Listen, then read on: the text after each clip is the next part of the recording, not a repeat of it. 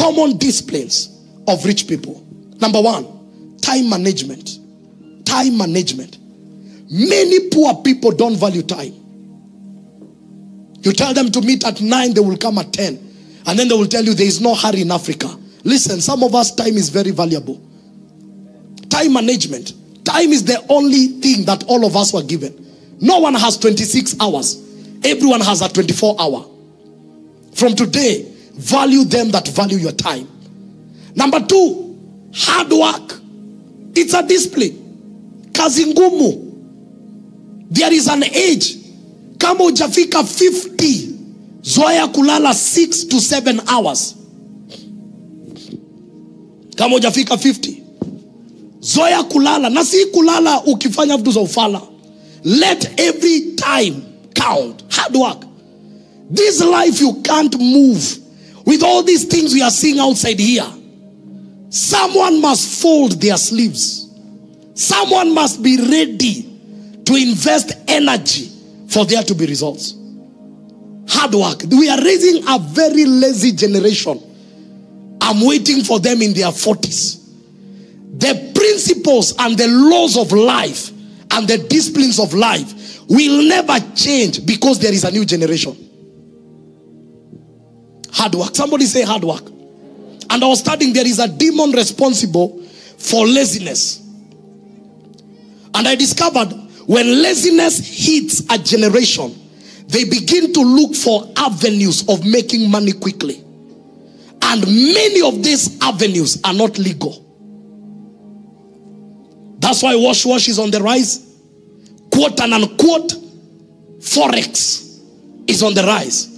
The conversations that we don't want to have as Kenya is not about femicide. I'm sorry that, nobody has a right to take another person's life, whether they are prostitutes or not. You have no right over another person's body. But there is a conversation we have refused to face. It is called, where are our morals going? The day we'll have that conversation, our girls will not die carelessly. And I'm not saying that they are dying because of, they say there are many killed in marriage setups and all that. But I'm coming to think, we have begun to parade our girls as objects of pleasure. That all a man needs is money. And all a girl needs is a man with money. Listen to all our radios. How I pray that those who are running with the campaign of femicide, which is a very good campaign, can go to the root cause and begin to tell the radio stations, we cannot propagate some agenda that socialites are the ones parading how a local Kenyan girl ought to look like. It's until we address these matters that we'll find solution. Because when we begin to parade our women as pools of pleasure and parade men as financiers of pleasure, chaos will intensify. And I'll give you a very good example. In America, I was studying a documentary on racism. And they said majority of the black movies and what we call gangster songs, majority of those songs are sponsored by the white elites. So that now we portray the black man as an irresponsible, and then the black women are portrayed as immoral and objects of sex. And so by the time you watch those gangster songs, hip hop and rap, all our women, black women, are portrayed as objects of pleasure. Now that's America. When we come to Kenya, the conversation is a socialite will go online and say it doesn't matter how he looks like as long as he has money. So we have reduced the value of our women to material things. Is what you drive, where you live. And that's why now someone will be invited by a stranger and the first thing they want to know, how much will you give me? Where am I coming? And until we address the core of this matter, we will lift placards, say stop femicide, and after 2 days, another event will happen. Because the root cause of our cancer is our moral chaos. Am I talking to anyone? We all know that. We all know that if we analyze the situation, the whole B&Bs are the modern day brothels. People are not meeting there for business. They are meeting there for sex. Let's call it as it is. A willing client and a willing seller. So it is the chaos of our fabric. Because I was asking myself, I know there are people who give you money for money rituals. Because men don't just give money. Their blood can be used for rituals. There are people who sleep with people and they tell conversation. And also tell our men, a man is not a man because he has accumulation of papers and he has accumulation of metal. A man is a man when he walks in integrity and faithfulness. And talk to our sisters and tell them, if you rely on a man because of money, yes, the economy is hard. Yes, life is hard. But there are alternatives. Am I speaking to anyone? Yeah, because now we might turn it to become a gender war. We have seen women put mchele on men. What is the purpose? How many men have died juu ya kuwekewa mchele? You black out and you're driving on the road. This is not a gender war. This is a moral war. Kenya, we need to sit on the table and begin to talk to our daughters. We need to stop these socialites from making it look like it doesn't matter who you sleep with. What matters is the life you live. And we need to begin to tell our daughters and our men, values are more important. Are we together? Yes. So we are running away from that conversation. We want to socialize it, but the matter is deeper. Even if they come up with laws to curb B&Bs, laws have never curbed morals. Yeah, the same parliament that has illegalized prostitution. Drive in Nairobi at 7. Prostitutes stand outside parliament. The same house that has said it's illegal. They are there because their clients are also there.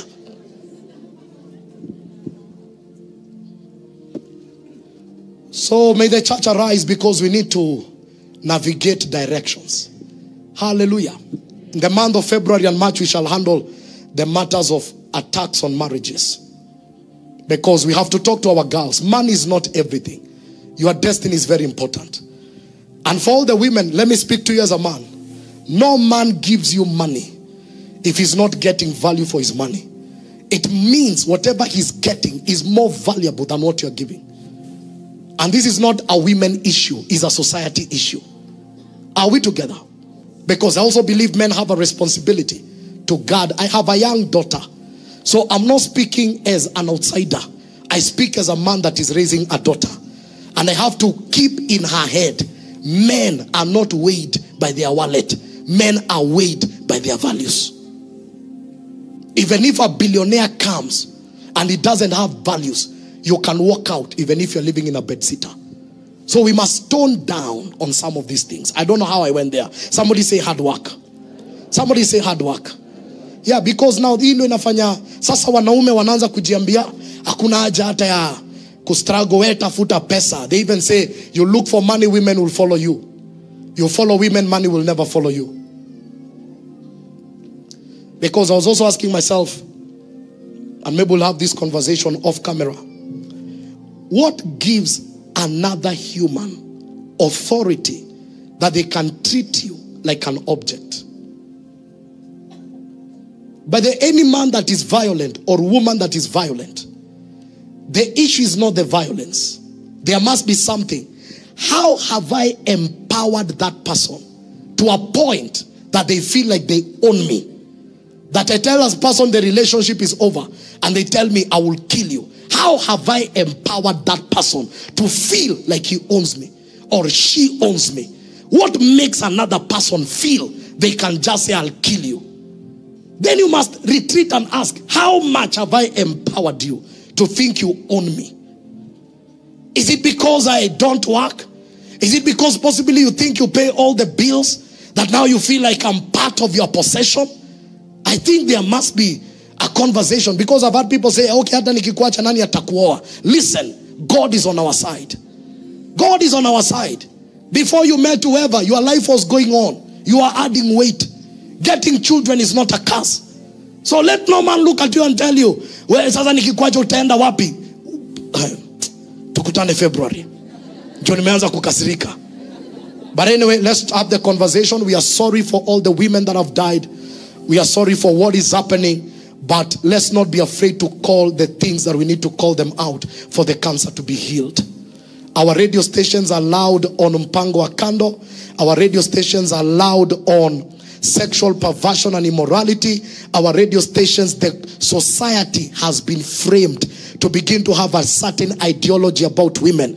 Our socialites are already running a conversation that if you need me, let your wallet be heavy. And until we begin to change that conversation, some of these narratives will be very hard to divert.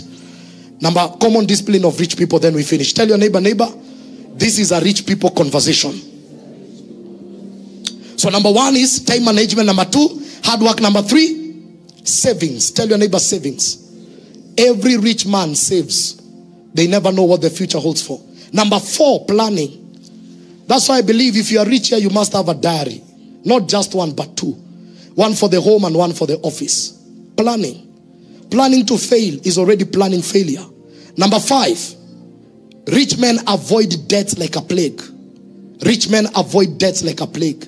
Uko kwa Shylock, uko kwa Fuliza, namba ile uliomba ya talo ulitupa. You know, they avoid debts like a plague. And debts are managed. My wife always tells me, if we can't afford it, let's leave it. It's a very tough law, but I'm learning to adapt it. If you can't afford it, leave it until the day you'll afford it. Number six, I don't know which one. They use a budget religiously. What were impulse buying bonus fuel? They use a budget religiously. They use a budget religiously. They plan their money. They know what, and budget will help you to kick out necessities and things that are liabilities. Saizi na hii economy, uko na drinking chocolate, coffee, Milo, asali, skari. Boss. Ni chai tu unataka. Nunua kale kaneska fika 3 in 1. Maisha isonge mbele.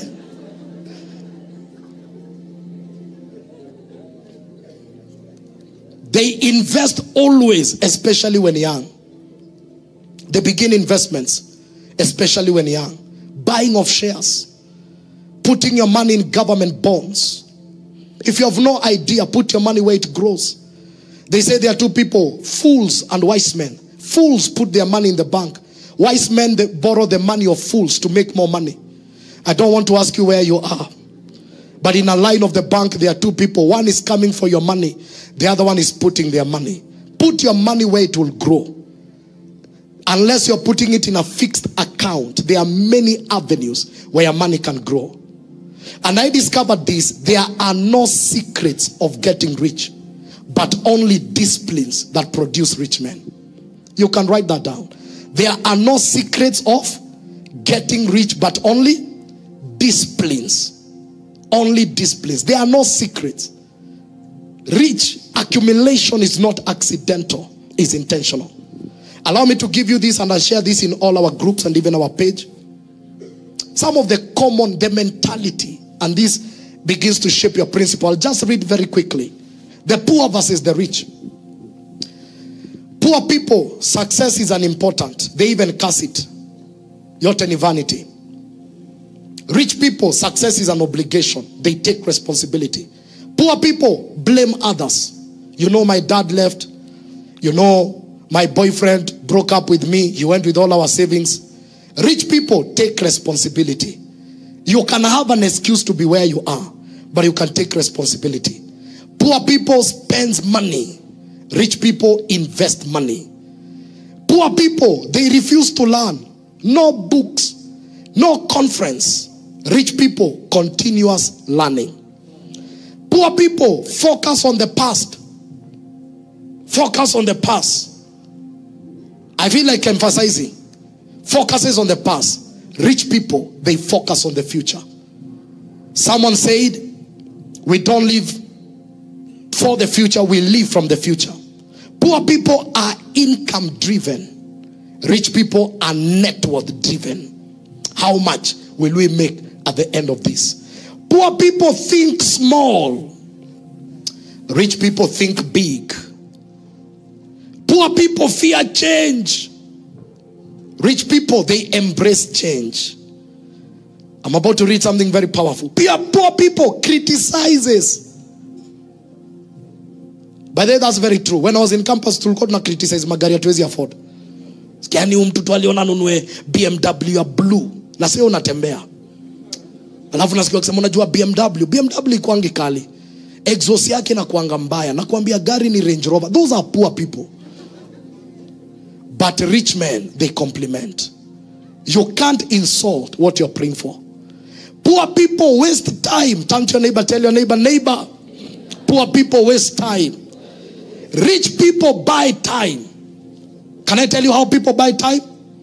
One day we were having a conversation with my wife. I told her, the reason why we employ house helps is not because we are cripples. It's because the time I would have taken to clean the vyombo and the time I would have taken to clean the house and clean the clothes, that time I can invest in a business. So if the business is able to give me 20,000 and I'm paying this person maybe 10,000, I have earned 10,000. Do you understand the matrix now? So that's how you buy time. Don't do everything. Create a place. If I'm able to spend 6 hours and make 40,000, let me pay someone that can do what I was meant to do in the 6 hours and pay them 10,000. I've already made 30,000. Some of you want to be an octopus. Your hands are all over. Poor people think about problems. Rich people solve problems. Poor people have single stream of income. Rich people have multiple streams of income. Poor people are work driven, but rich men are goal driven. I'll share this with you. Next Sunday, we shall open up on the mystery of wealth. Is that okay? I feel like what I've shared is enough. So I don't want to add anything else. But next Sunday we shall share on the mystery of wealth. I just want us to make a prayer according to Matthew 6:33. It all begins from there.